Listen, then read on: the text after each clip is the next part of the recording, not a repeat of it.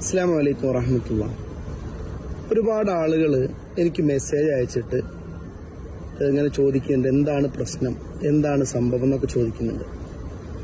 Knowledge സിറ്റിയിൽ മൗലിദുൽ അക്ബർ മജ്ലിസ് നടക്കുമ്പോൾ അഷ്റഖ ബൈത്ത് ചൊല്ലുമ്പോൾ അതിന്റെ ഇടയിൽ അബ്ദുക്കൽ മിസ്കീനു യർജു ഈ വരികൾ ഇങ്ങനെ എത്തിയപ്പോൾ, തിന്മയിൽ മുങ്ങിക്കുളിച്ചോനാണ് ഞാൻ, ഈ വരികൾ ഇങ്ങനെ പാടിയപ്പോൾ അഭിവന്യരായ അബ്ദുൽ ഹക്കീം അസ്ഹരി ഉസ്താദ് അവറുകൾ വന്ന് പാട്ട് വേണ്ട, ബൈത്തുകൾ മാത്രം ചൊല്ലിയാൽ മതി എന്ന് പറഞ്ഞ ഒരു സംഭവം.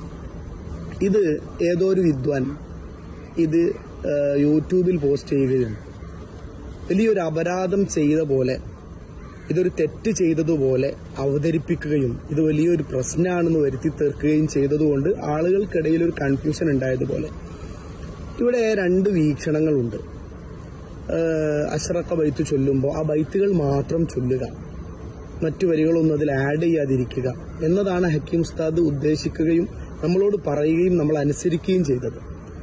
അതേ സമയത്ത് പഴയ കാലങ്ങളിലൊക്കെ നമ്മൾ ചെയ്തു വന്ന, എനിക്കിപ്പോൾ 31 വയസ്സായി, ഞാനൊരു 12 വയസ്സ് മുതൽ നമ്മുടെ നാടുകളിലൊക്കെ നടക്കുന്ന മൗലിദിന്റെ സദസ്സുകളിൽ പഴയ കാലം മുതലേ ഉസ്താദ്മാരൊക്കെ അഷ്റഖ ബൈത്തിന്റെ ഇടയിലും മറ്റ് ബൈത്തുകൾക്കിടയിലും ചില മലയാള വരികൾ ഇങ്ങനെ ചൊല്ലാറുണ്ട്. അത് സാധാരണക്കാരായ ആളുകൾക്ക് ഹൃദയത്തിൽ ഒരു മഹബത്ത് ഉണ്ടാവാനും ഒരു ലയനം കിട്ടാനൊക്കെ ഉപകരിക്കാറുണ്ട്.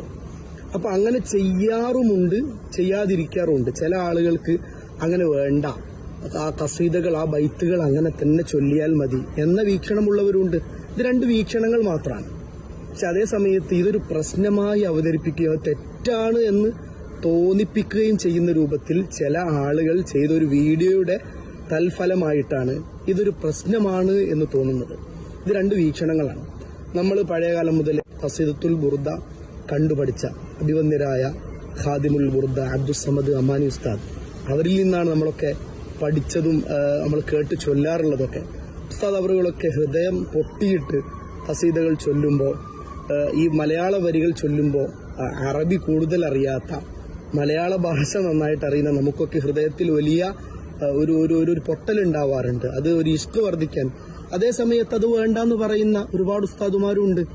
പക്ഷെ അതൊന്നും ഒരു തെറ്റല്ല. ഇത് രണ്ട് വീക്ഷണങ്ങൾ മാത്രമാണ്. ഇതൊരു പ്രശ്നം പോലെ ചില ആളുകൾ അവരെ റീച്ചിന് വേണ്ടിയിട്ട് യൂട്യൂബിൽ വീഡിയോ ചെയ്തത് മാത്രമാണ് ഇത് പ്രശ്നമായിട്ടുള്ളത്. ഹക്കീം ഉസ്താദ് വന്ന് മലയാള പാട്ട് വേണ്ട എന്ന് പറഞ്ഞ് നമ്മളത് തുടരുകയും ചെയ്തു. എന്നിട്ട് മലയാള പാട്ട് നിർത്തി ഖസീദ പൂർത്തിയാക്കുകയും ചെയ്തു. ഒരു പ്രശ്നവും അവിടെ ഉണ്ടായിട്ടില്ല.